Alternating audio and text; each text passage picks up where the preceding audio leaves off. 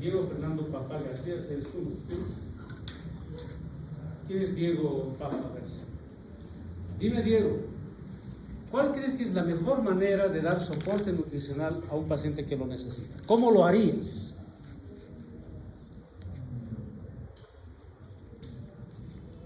¿Cómo lo harías? Imaginación. Obviamente te estoy preguntando a un estudiante de medicina que en 1 año y medio más ya va a ser médico. Pero, ¿cómo lo harías?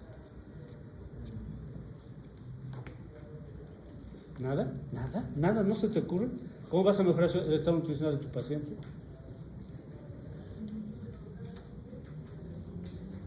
Pues Diego, nada. No va a comer. Yamil Quispe. ¿Dónde está Yamil? Ah, tú ya me respondiste, Yamil, ¿no? José también ya habló. Andy Reque. Andy Reque, ¿está o no está? Israel Ríos. Dime, Israel, ¿cómo se te ocurre? ¿Cómo vas a alimentar a ese paciente?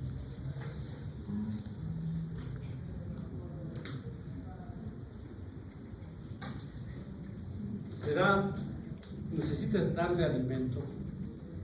¿Le vas a dar por boca o por medio? ¿Qué es mejor? ¿Qué es mejor? Ven. Por eso dicen, ¿no? Muchas veces, ponme un surito, me va a hacer bien. Mal, falso. No es así. No es así. La mejor vía para reponer nutricionalmente a tu paciente es la vía enteral, digamos, por el intestino. Tiene que ser por el tracto digestivo. Siempre van ustedes a intentar primero nutrir a su paciente por vía oral. La vía parenteral, que es la vía intravenosa, parenteral, paralela a la enteral, otra que no sea la enteral, digo así, la enteral, nunca es mejor que la oral. Puede ser complementaria, sí, y sustitutiva en algunas situaciones específicas. No puedes usar tu aparato digestivo. ¿Sí? Siempre que se pueda, vamos a optar por la nutrición enteral. ¿Y qué es nutrición enteral? Vamos a hablar así. Es la vía oral, evidentemente, naturalmente comes por la boca, porque va a pasar por el intestino, pero puede ser también por un catéter nasogástrico. Quizás tiene un problema en el esófago, una estenosis esofágica, pero una esofagitis péptica, digamos. Una esofagitis péptica, ha hecho estenosis, entonces he pasado un catéter y por ahí se está alimentando, pero sigue siendo vía enteral. Es mejor.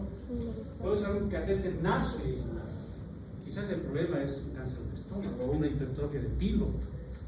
Entonces mejor paso hasta el yeyum y por ahí le doy comida. O naso duodenal, esto se coloca por endoscopía, no es como colocar en una zona nasogástrica. Así es. Para hacer naso yeyunal tiene que ser ya con el fibro. Pero también puedo hacer ostomías, gastrostomía o yeyunostomía. Cáncer de esófago, le voy a hacer una gastrostomía, voy a abocar el estómago afuera y le voy a alimentar por ahí, voy a un tubo, ¿no? Por ahí le alimento al estómago. O a una yeyunostomía. Todo eso es nutrición entera. Estoy utilizando el tracto digestivo para alimentar a ese paciente, porque es lo mejor que puedo hacer. ¿Cuáles son las ventajas? Permite la absorción directa de los nutrientes, aumenta el flujo sanguíneo entérico, aumenta la sangre. Fíjense, ¿por qué es importante que sea por el intestino? Cuando el intestino deja de funcionar, los enterocitos, las células de la pared del intestino, se atrofian. Si ellos no trabajan, se atrofian. Y al atrofiarse disminuye el volumen sanguíneo. Y cuando no hay sangre y los enterocitos no funcionan, ¿quiénes aprovechan la fiesta? ¿Quiénes? Las bacterias que tenemos normalmente. Tenemos bacterias que son saprófitas, son comensales, y hay otras patógenas que están ahí queriendo mantenerse a raya también. Nada. El intestino deja de funcionar y las bacterias pasan del intestino a la sangre, atraviesan la pared intestinal en busca de sangre. ¿Cómo se llama ese proceso? ¿Cómo se llama eso de que atraviesan el intestino y llegan a la sangre? y de pronto tienes infección. ¿Cómo se llama? No. Ya van a ver lo que es sepsis en las próximas clases. Es duro la sepsis. Ahí les voy a dar duro con sepsis. ¿Qué se llama? Peritonitis. ¿Qué se llama? No, se llama translocación bacteriana. ¿Han escuchado alguna vez de ese término? Vamos a hablar muchas veces de translocación bacteriana. Es algo que me va a empeorar, ¿sí o no? Tengo un paciente internado en terapia intensiva y solo le estoy dando ahí, como quería nuestro amigo de allá del fondo, darle alimentación por vena. Sí, el intensivista le da nutrición parenteral por vena, le hace aquí un catéter central y le da alimentación por vena, pero no está comiendo nada. Se va a complicar con translocación bacteriana. En el mismo concepto en la pancreatitis aguda, antes era pancreatitis aguda, NPO 7, 8 días, no le damos de comer esa cosa, para no activar las enzimas pancreadas. No, el problema era que al no comer, el intestino producía translocación bacteriana, que era el paso de bacterias desde la luz intestinal a la sangre, cosa que no pasa normalmente. Ahorita tú estás llena de bacterias, yo también, pero no nos hace nada esas bacterias, porque no pueden pasar la pared intestinal y lo vamos a eliminar después, ¿no? Por abajo se va a ir. Van a actuar también, claro, pues, sulfaminas, no mantienen la radio, pero si no funciona tu intestino, se produce translocación bacteriana. Por eso es importante mantener ese intestino funcionando, darle algo, darle trabajo. Le gusta trabajar al intestino. Preserva la barrera, produce, ya hemos visto esto en las globulinas, impide la colonización bacteriana patógena, produce butirato, que es el principal combustible del colon. Las células del colon necesitan butirato, ácido butírico, que se convierte en butirato para funcionar normalmente, para hacer su función. ¿Saben lo que le da el olorcito característico? Y bueno, el hilio siempre es malo, ¿no? ¿Qué era hilio?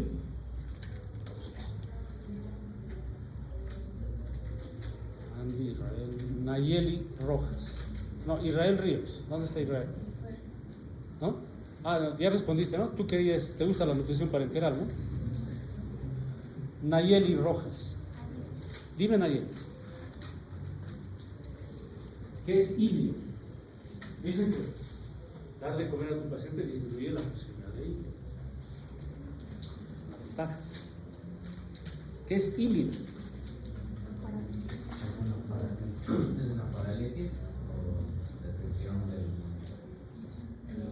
De nuevo, a ver. ¿Parálisis o detención? ¿Parálisis de qué? ¿De qué? Intestinal. Ya, o sea, parálisis del intestino. Una aperistalsis. En realidad, técnicamente es una obstrucción intestinal. Una obstrucción funcional. Porque hay la obstrucción mecánica. Mecánica cuando hay algo mecánico, ¿no? Hay un tumor, hay una bola de parásitos, un psoar, una hernia, en fin, algo que mecánicamente te obstruye. Pero esta es una obstrucción funcional. Por eso se llama hilio adinámico, hilio metabólico. Simplemente se paraliza. Pero el efecto es obstructivo, ya no pasa por el intestinal. Tantos beneficios que tiene la nutrición enteral. Tanta cosa se puede perder si no funciona.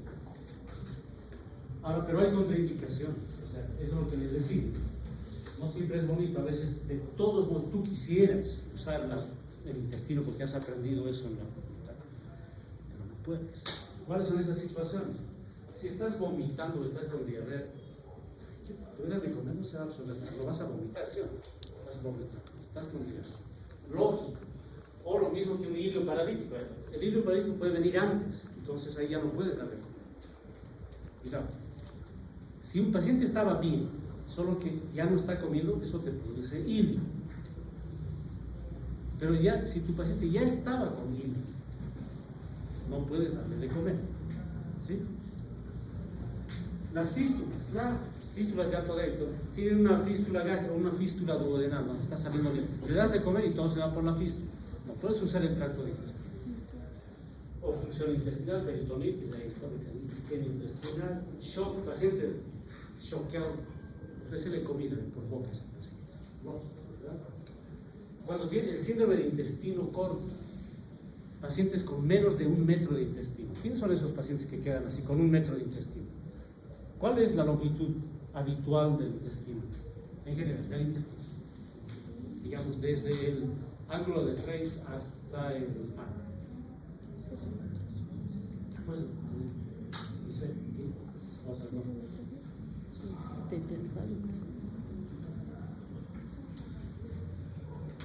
nada. No sabemos cuántos metros de tripa tenemos. Más o menos. Es variable, sí, ¿no? Pero ahí terminó. 8 a 14 metros. Quedarte con 1 metro, ¿qué vas a absorber?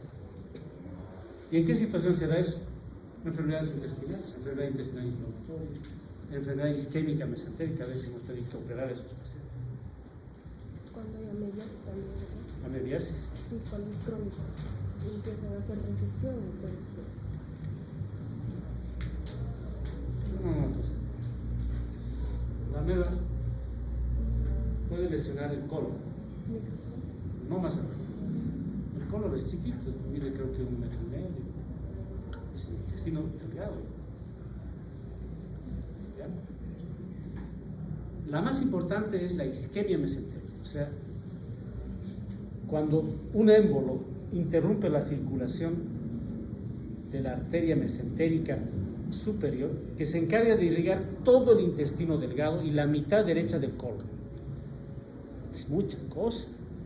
Si un émbolo ahí, como en el infarto de miocardio, un émbolo o un trombo obstruye la arteria, todo ese intestino se necrosa. Por suerte, generalmente el émbolo se va a una subrama, se va hacia la cólica derecha, cólica izquierda, o se va a la iliocólica superior, etcétera, y solamente es un segmento, ¿ya? Que puede ser importante, ¿no? De unos 2 metros, 3 metros, que se infarta. Ahí entramos los cirujanos a operar, resecamos ese intestino. Pero a veces entramos y está toda la mesentérica, todo el intestino está negro, las tripas negras, necrosadas. ¿Qué hay que hacer? Extirpar eso, anastomosar. Y a veces el paciente se queda con un poco más de 1 metro, tiene cierta chance de vivir. Pero si es masivo, no se hace nada. Se cierra la pared y se espera que el paciente se muera. Con 1 metro nadie vive. Cuando es 3 metros, 4 metros, puede vivir. Difícil, sí. Necesita apoyo nutricional parenteral ahí. Cuando la nutrición enteral ha fracasado, no puedes, o necesitas hacerlo lo más rápido. Necesitas, por el intestino es bonito, sí, pero es un poco lento. Por la vena es directo, simplemente es directo a la vena, a la célula. Sí que eso significa que sea mejor. En función de rapidez es mejor. En esos casos podemos utilizar la nutrición parenteral.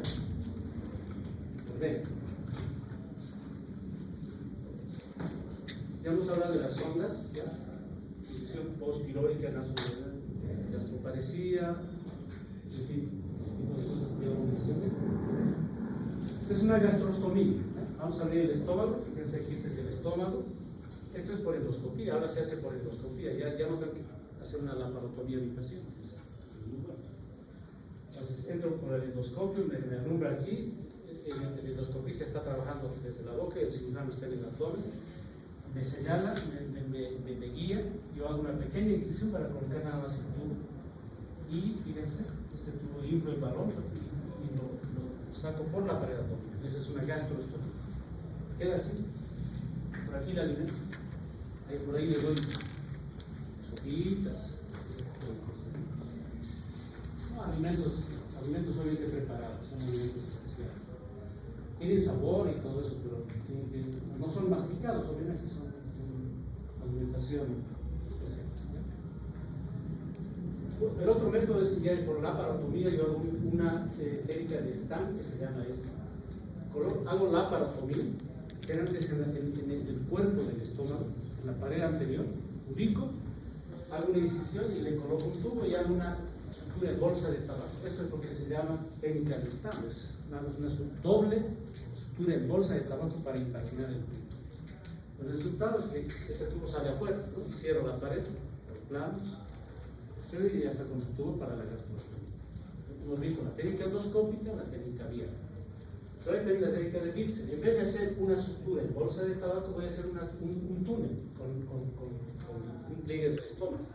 Le hago un túnel y saco el catéter. Son variaciones, según yo veo, el grado de posibilidad de que el tubo se salga, nada más. En ese momento veo el biotipo del paciente. Los pacientes que son más gorditos, con un abdomen más amplio, digamos, tienen mucha tendencia a que con la técnica de esta se salga el tubo, ¿no? Porque esto en 14 días hace una fístula, el tubo puede salirse, pero el orificio va a seguir. En esos 14 días tengo que asegurar que el tubo no se salga. Entonces haría la técnica de Bitzel. También puedo hacer la misma técnica de Bitzel en la yeyunostomía, y es común. ¿Qué puede ser una pregunta de examen? ¿Cuál es la técnica quirúrgica de elección para una yeyunostomía? Alternativas: Stamm, Bitzel, Roquefort y Van der Seo. ¿Cuál es la técnica? ¿Cuál? No es Stamm. Bitzel. Esa es la técnica en yeyu. Ahí no haces Stamm, ahí siempre haces Bitzel. Ahora, si la nutrición parenteral es la nutrición por dentro, ¿ya? La nutrición parenteral puede ser total o parcial. La nutrición parenteral parcial, a ver, solo un tipo de sustancias doy por la vena. ¿Qué voy a dar? Generalmente doy lípidos y proteínas. Pero los carbohidratos le doy por boca, combino de esa manera. Esa es nutrición parenteral parcial. Si no le doy los 3 elementos, en realidad son 4 elementos, ¿sí? Proteínas, carbohidratos, lípidos, oligominerales y agua. Eso, en un preparado de nutrición parenteral es eso. Pero si solo le doy proteínas, ¿sí?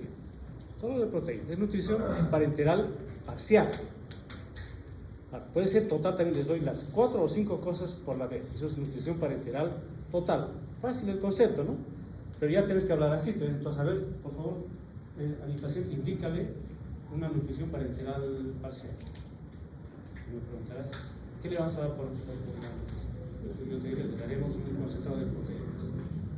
Pero si yo te digo nutrición parenteral total, tú ya sabes que tienes que darle todo. Tendrás que hacer tu receta, solicitar a la farmacia los preparados que tendrían ya prefabricados, listos para administrar, de una nutrición parenteral total. Esa era la definición. Carbohidratos, lípidos, proteínas y otros, ¿no? Principios de vitaminas. La composición, pues, según varía, la indicación es cuando no puedes usar la vía enteral o cuando necesitas hacer una reposición súper rápida. La vía de administración es por vía venosa central, sea vía venosa yugular interna, subclave. Si ese paciente tienes que hacerle un proceso invasivo, que es también con riesgo de infección y todo eso. No puedes dar por vía periférica. Hay algunos preparados de baja osmolalidad. O sea, ¿cuál es el problema de la nutrición parenteral? ¿Por qué se tiene que dar por acceso venoso central? Porque son hiperosmolares. ¿Qué significa eso, que sea hiperosmolar? ¿Qué significa que estos alimentos son hiperosmolares? No tienen agua, eso es hiperosmolar. ¿Cómo? Tienen agua, eso es hiperosmolar. ¿Cómo es? O sea, creo que tienes idea, pero otra vez les digo, no son pues personas comunes y corrientes, vas a ser médico. O sea, hablemos técnicamente, ¿qué es una sustancia hiperosmolar? ¿Cómo? Aumento de la capacidad de entrega. A ver, voy a replantear la pregunta. Está bien, ¿ya? Pero estos alimentos son hipertónicos. ¿Ya? Entonces, estoy planteando que me respondan de manera comparativa. Comparativa. No estoy pidiendo definición de algunas cosas, sino son alimentos, son sustancias, son soluciones hipertónicas. ¿Qué significa que sean hipertónicas? Que en realidad son hiperosmolares también, pero a ver, hipertónicas. La respuesta es que tienen osmolaridad por encima de la osmolaridad plasmática. Eso es hipertónico. Claro, La osmolaridad está aumentada, pero es comparada a algo. ¿Cuál es la osmolaridad plasmática normal? ¿Cuál es? De 285. 285 hasta 310 máximo. Esta sustancia tiene 600 miliosmoles litro. Hipertónico. A ver, ponle por vena. Vas a fundir esas venas. Sé por vía central. Porque la vena subclavia es así de gruesa. Bueno, desventajas, ¿no? De la nutrición parenteral. Hay ahora, bueno, ya, eso van a hacer para dar soporte nutricional a su paciente. ¿Qué? ¿Nutrición enteral o nutrición parenteral? Eso van a hacer. Van a calcular requerimiento calórico, requerimiento de proteínas. Y listo, así nomás es. ¿Ya? Pero hay un problema. Un paciente que por un periodo prolongado ha estado desnutrido, con esa definición que decía, disfunción metabólica, ¿no? Por falta del aporte de nutrientes, mucho tiempo desnutrido, especialmente esas desnutriciones graves, como la de Kwashiorkor y marasmo, que han debido ver en pediatría, ustedes ven pediatría, ¿no? Eso. Mucho tiempo sin comer. Tú quieres darle soporte nutricional y le empiezas a dar, come, ahora sí, comida. ¿Eso es bueno o es malo? Malo, muy malo. Tienes que ir con mucho cuidado, de a poco. Sé que necesitas comer, estás piel y huesos. Te voy a dar de a poco, no te voy a dar, ni siquiera te voy a dar un poquito, te voy a dar mínimo, voy a comenzar de a poco. Porque el síndrome de realimentación ocasiona un fenómeno. Si te doy de comer mucho, va a ocasionar el síndrome de realimentación, que es, por definición, un trastorno endocrino, hidroelectrolítico y ácido básico. Te produce alteraciones ácido-base, generalmente acidosis metabólicas brutales. Te ocasiona desequilibrios del fósforo, del potasio, del magnesio, del calcio, de la vitamina B12, de la vitamina B1. Te disminuye agudamente. ¿Por qué? Porque tú le das de comer mucho y se produce una descarga de insulina, por eso es un trastorno endocrinológico y metabólico. Mucha insulina, ¿verdad? Das de comer, una descarga de insulina que te va a ocasionar muchos problemas.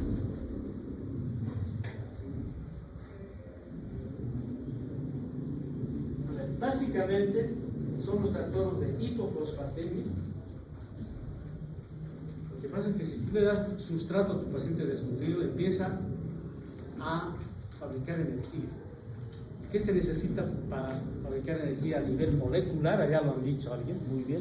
Necesitas generar ATP, adenosín trifosfato.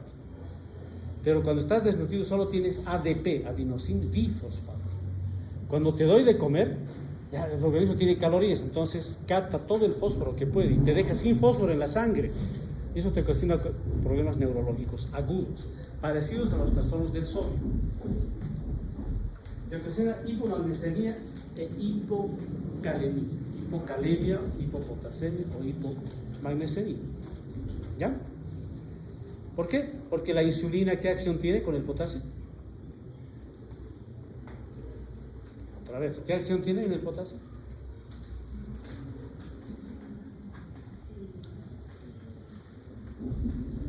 Nos hemos hablado del shift intracelular.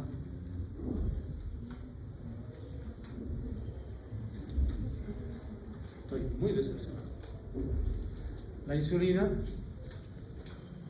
transfiere el potasio de la sangre o del líquido extracelular al intracelular. Te deja hipocalemia. ¿Por eso? Hipocalemia. Y el magnesio le sigue como perro al potasio. Hipomagnesio. Hay deficiencia eléctrica. Por lo tanto, ¿qué va a tener ese paciente cuando el potasio baja? ¿Qué manifestación clínica va a tener? ¿Qué va a tener? ¿Cómo? No escucho. Sí, la hipocalemia. ¿Qué te va a ocasionar? ¿Cómo vas a reconocer que ese paciente con un síndrome de realimentación te va a ocasionar, está con un problema? Está con problemas cardíacos, arritmias, hemos dicho todo, arritmias cardíacas, fibrilación, torsada de Poix, torsión de las puntas, que es una taquicardia polimórfica sustentada. Grave. Deficiencia de tiamina, vitamina B1. ¿Qué te va a ocasionar clínicamente esto? Deficiencia de B1, tiamina. ¿Cómo es, Daniel? ¿Qué te ocasiona eso? ¿Nada? ¿Cómo? No escucho. Anemia, doctor. Anemia. Pues, ¿por qué no? Es la B12 que está en la megaloblastia. La B1 no, la B1 es neurotrópica. Vas a tener encefalopatía, síndrome de Kernick-Korsakoff. Es lo que los borrachitos tienen de deficiencia. Como usan mucho alcohol, el alcohol consume mucho la vitamina B1, ¿verdad?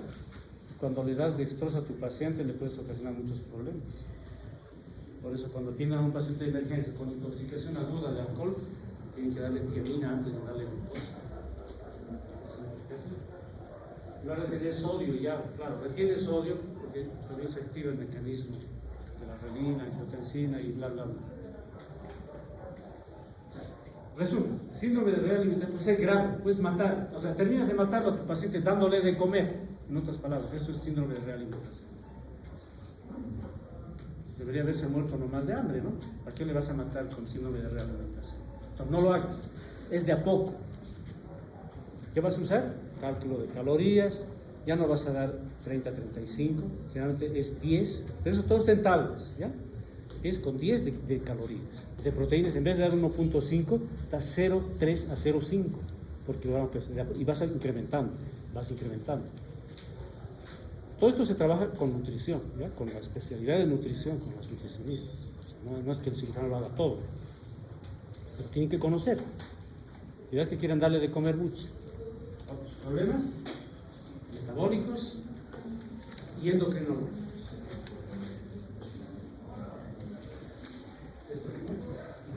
Y todo lo que hemos hablado. Listo. Está pendiente este tema.